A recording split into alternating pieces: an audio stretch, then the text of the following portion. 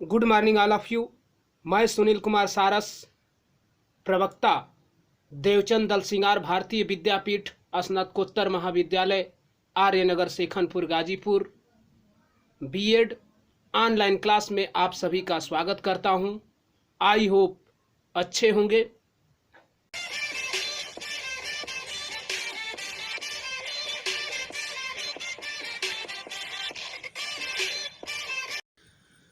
मित्रों, आज का टॉपिक है सूक्ष्म शिक्षण। सूक्ष्म शिक्षण यानी माइक्रो टीचिंग। तो आइए देखते हैं माइक्रो टीचिंग क्या होता है। सूक्ष्म शिक्षण का प्रारंभ सन 1961 से माना जाता है। जैसा कि आपने कवर पर ही पढ़ा होगा कि सूक्ष्म शिक्षण का प्रारंभ कब हुआ था, तो इसका आंसर आपको मिल गया सन 1961 से माना जाता है। लेकिन सर्वप्रथम सूक्ष्म शिक्षण का जो नामकरण है वह 1963 ईस्वी में डी एलन अर्थात डॉक्टर ड्वाइट एलन ने स्टैनफोर्ड विश्वविद्यालय अमेरिका में किया। अमेरिका के स्टैनफोर्ड विश्वविद्यालय में रॉबर्ट बुश व डॉक्टर एलन के निर्देशन में किया गया था। वह एचिसन नामक छात्रों ने वीडियो टेप के माध्यम से अध्यापन कर शीघ्र प्रतिपुष्टि प्राप्त कर लेने पर बल प्रदान किया।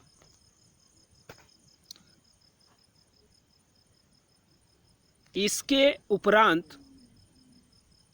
उपरांत गैरिसन और कैलिन बैंक महोदय ने अपने अपने प्रयासों से सूक्ष्म शिक्षण यानी कि माइक्रो टीचिंग का प्रतिपादन किया। इसमें एक कौशल हेतु 5 से 10 मिनट तक की पाठ योजना तैयार की जाती है। इसमें कक्षा का आकार भी छोटा रहता है, यानी 5 से 10 विद्यार्थी ही रहते हैं। आइए अब देखते हैं सूक्ष्म शिक्षण की परिभाषा। सूक्ष्म शिक्षण की परिभाषा तो देख लेते हैं।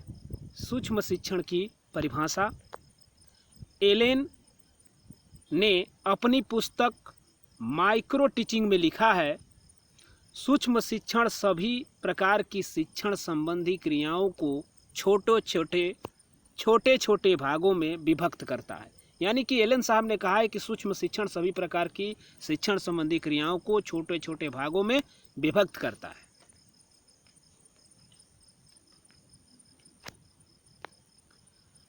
बीके पासी के अनुसार सूक्ष्म शिक्षण एक प्रशिक्षण की तकनीकी है जिसमें छात्राध्यापक किसी एक शिक्षण कौशल का प्रयोग करते हुए लघु अवधि में छोटे समूह को कोई एक संप्रत्यय पढ़ाता है। आर.एल.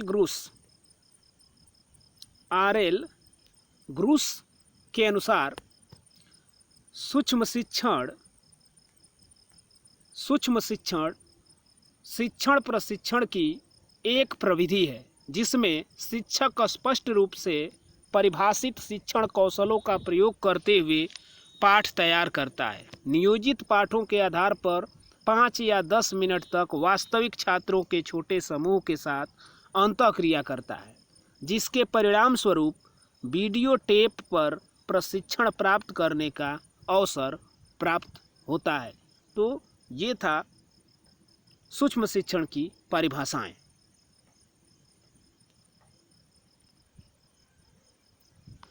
अब देखते हैं सूक्ष्म शिक्षण यानी कि माइक्रो टीचिंग का चक्र या सूक्ष्म शिक्षण का चक्र। ये देख लेते हैं कि सूक्ष्म शिक्षण का चक्र क्या है। देखिएगा, सूक्ष्म शिक्षण का चक्र, इसको हम देख लेते हैं कि सूक्ष्म शिक्षण का चक्र क्या है। देखेंगे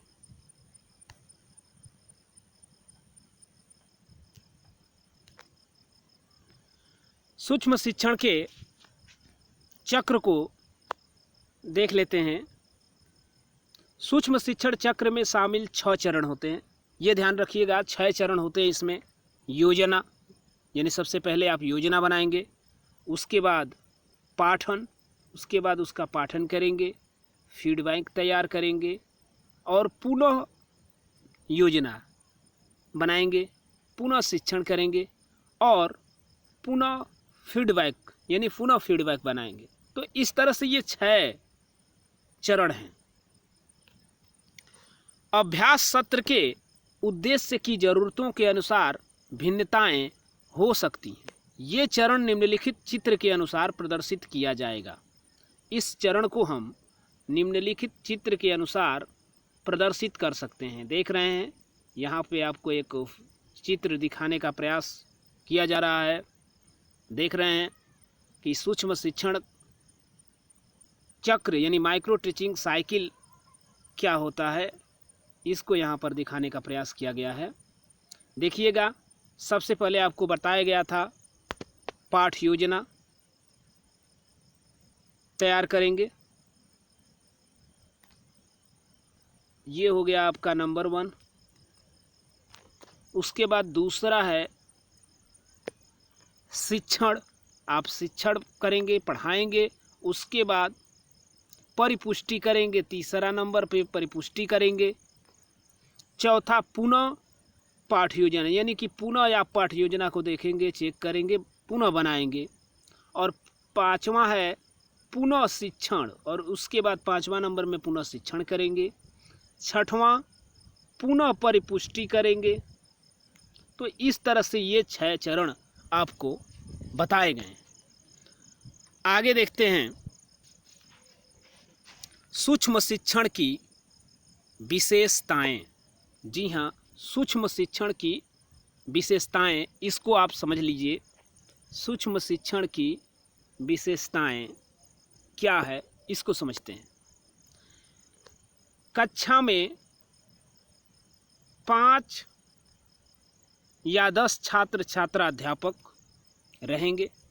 देखिए, जो कक्षा है उसमें छात्राध्यापक रहते हैं। कहने का मतलब ये है कि सूक्ष्म शिक्षण में जो छात्राध्यापक या छात्राध्यापिकाएं रहती हैं उनकी संख्या जो है 5 या 10 होता है।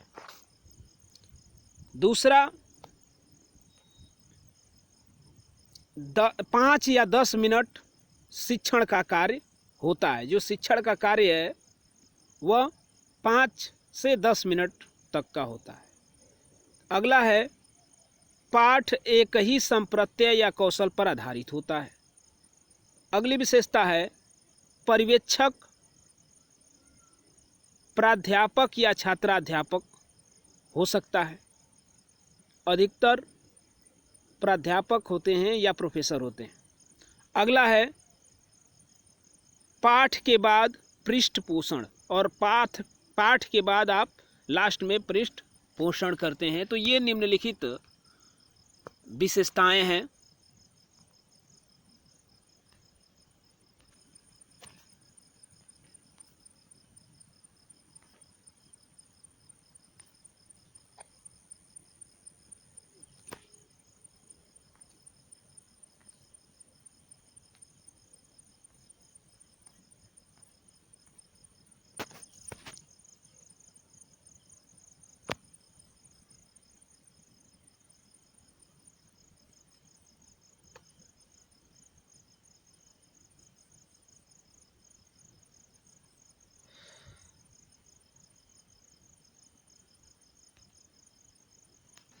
सूक्ष्म शिक्षण की और भी विशेषताएं हैं, उसको देख लेते हैं। अगली विशेषता है शिक्षण कौशल का विधिवत प्रशिक्षण, समय की बचत, प्रतिपुष्टि संभव, नवीन तकनीकी का शिक्षण में उपयोग, अनवरत प्रशिक्षण का एक साधन, परिवीक्षण को सरल बनाना। तो ये सब विशेषताएं हैं। अब देख लेते हैं समय सीमा। टीचिंग का समय सीमा क्या होता है, देखते हैं। समय सीमा, शिक्षण कौशल के अभ्यास के लिए उपयुक्त परिस्थितियां और पर्याप्त सुविधाएं बनाने के लिए कई बातें ध्यान में रखी जाती हैं। सूक्ष्म शिक्षण के भारतीय नमूने के अनुसार, जो कि एनसीईआरटी द्वारा विकसित किया गया है, वो इस प्रकार है। आप देख सकते हैं।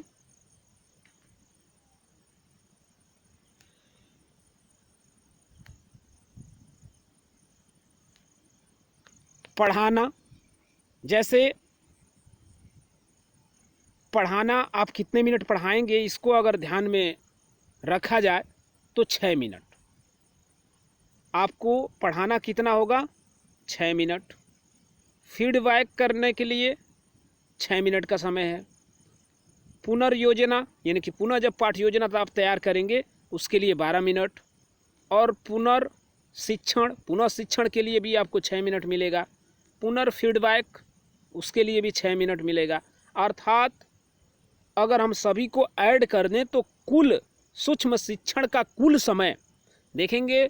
आपको एक कवर पर एक क्वेश्चन पूछा गया था कि सूक्ष्म शिक्षण का कुल समय कितना होता है, तो इसका आंसर होता है कुल समय 36 मिनट। इसको याद रखेंगे, यह टेट में कई बार पूछा गया क्वेश्चन है, तो इसको आप ध्यान में रखेंगे कि सूक्ष्म शिक्षण का कुल समय कितना होता है, तो 36 मिनट होता है। अगर ये केवल कहेगा कि सूक्ष्म शिक्षण का समय कितना होता है, तो वो तो आप कह सकते हैं कि हाँ 6 मिनट का होता है, यानी 5 से 10 मिनट के अंदर का होता है। पर कुल सूक्ष्म शिक्षण का समय पूछे तो 36 मिनट होता है। सूक्ष्म शिक्षण का उद्देश्य देखते हैं। सूक्ष्म शिक्षण का उद्देश्य यह है। सूक्ष्म शिक्षण का उद्देश्य तो देखते हैं। सूक्ष्म शिक्षण का उद्देश्य एक टीचर प्रशिक्षु को सीखने और नए शिक्षण कौशल को नियंत्रित परिस्थितियों में आत्मसात करने योग्य बनाना, यानी कि इसकी निम्नलिखित उद्देश्य हैं, जिसमें से फर्स्ट ये था कि एक टीचिंग प्रशिक्षु को सीखने और नए शिक्षण कौशल को नियंत्रित परिस्थितियों में आत्मसात करने योग्य बनाना। अगला उद्देश्य है एक टीचर प्रशिक्षु को कई शिक्षण कौशल में योग्य बनाना। अगला है एक टीचर प्रशिक्षु को शिक्षण में विश्वास करने योग्य बनाना। और अगला है शिक्षार्थियों में नए कौशल का विकास करना। अब देखते हैं सूक्ष्म शिक्षण की सीमाएं। सूक्ष्म शिक्षण की सीमाएं देखते हैं। सूक्ष्म शिक्षण की क्या सीमाएं हैं, इसको हम देख लेते हैं। सूक्ष्म शिक्षण की सीमाएं यानी कि बाउंड्री ऑफ माइक्रो टीचिंग। सूक्ष्म शिक्षण की सीमाएं। सूक्ष्म शिक्षण की निम्नलिखित सीमाएं हैं। इसमें फर्स्ट है साधनों का सामान्यतः अभाव होने के कारण सूक्ष्म शिक्षण में वीडियो फिल्म जो कि सर्वाधिक प्रभावी है का प्रयोग किया जाना असंभव नहीं है, यानी संभव नहीं है, ये इसकी सीमा है। दूसरा, सूक्ष्म शिक्षण का उपयोग करने के लिए विशेष रूप से प्रशिक्षित अध्यापकों की आवश्यकता है। ऐसे अध्यापकों की कमी है। अब देखते हैं सूक्ष्म शिक्षण का महत्व। देख लेते हैं सूक्ष्म शिक्षण का महत्व, यानी इम्पोर्टेंस ऑफ माइक्रो टीचिंग। देखेंगे शिक्षण को सीखने के संदर्भ में ब्राउन लिखते हैं कि जंबो जेट को हवा में उड़ाने या हृदय का ऑपरेशन करने के लिए बहुत से कौशल की आवश्यकता होती है। कोई भी विद्यालय, महाविद्यालय अथवा प्रशिक्षण केंद्र आधारभूत कौशल में प्रशिक्षण दिए बिना किसी व्यक्ति को जंबो जेट के उड़ाने या हृदय ऑपरेशन करने की अनुमति नहीं देगा।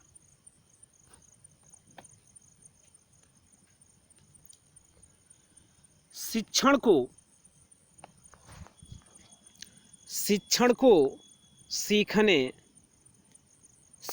सीखने के संदर्भ में ब्राउन लिखते हैं कि जंबो जेट को हवा में उड़ाने या हृदय का ऑपरेशन करने के लिए बहुत से कौशल की आवश्यकता होती है। कोई भी विद्यालय महाविद्यालय अथवा प्रशिक्षण केंद्र आधारभूत कौशलों में प्रशिक्षण दिए बिना किसी व्यक्ति को जंबो जेट में उड़ने या हृदय ऑपरेशन करने की अनुमति नहीं देगा। ठीक उसी प्रकार शिक्षण भी कई कौशलों का समूह है जिनको सिखाया जाना भी इतना ही महत्वपूर्ण है। अब देखते हैं सूक्ष्म शिक्षण के लाभ क्या हैं। देख लेते हैं सूक्ष्म शिक्षण के लाभ। देखते हैं दोस्तों सूक्ष्म शिक्षण के लाभ यानी बेनिफिट ऑफ माइक्रो टीचिंग। सूक्ष्म अध्यापन के निम्नलिखित लाभ हैं।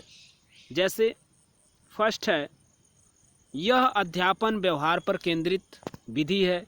सेकंड, सूक्ष्म अध्यापन यदि ठीक प्रकार से प्रयोग में लाई जाए तो प्रभावशाली रूप से प्रशिक्षणार्थियों का प्रशिक्षण करती है। चौथा है, सूक्ष्म अध्यापन शिक्षण की जटिलता को कम करता है। सॉरी, ये दूसरा के बाद चौथा लिखने में गलत हो गया है, तो इसको आप क्रम को थोड़ा समझ लीजिएगा।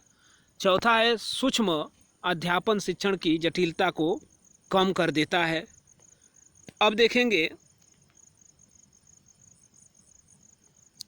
अगला पांचवा नंबर है, सूक्ष्म शिक्षण द्वारा प्रशिक्षणार्थी की प्रतिपुष्टि शीघ्रता से होती है। छठवां है, इस विधि से प्रशिक्षणार्थी को शिक्षण प्रक्रिया को बारीकी से समझने का अवसर मिलता है। सातवां है, सूक्ष्म शिक्षण कौशल के विश्लेषण का अवसर प्रदान करता है। आठवां है, यह एक प्रभावशाली विधि है। और नौवां है, सूक्ष्म शिक्षण की सहायता से परिवीक्षण कार्य व्यवस्थित रूप से करने का अवसर प्राप्त होता है। 10वां है, यह विधि व्यक्तिगत शिक्षण पर बल प्रदान करती है। 11वां है, सूक्ष्म शिक्षण से परीक्षार्थी के श्रम और समय दोनों की बचत होती है। और 12वां है, इसमें शिक्षण व्यवहार का लेखा जोखा रखा जाता है जिससे प्रक्रिया का विश्लेषण आसानी से हो सकता है। मित्रों, आज के कोर्स में बस इतना ही। धन्यवाद।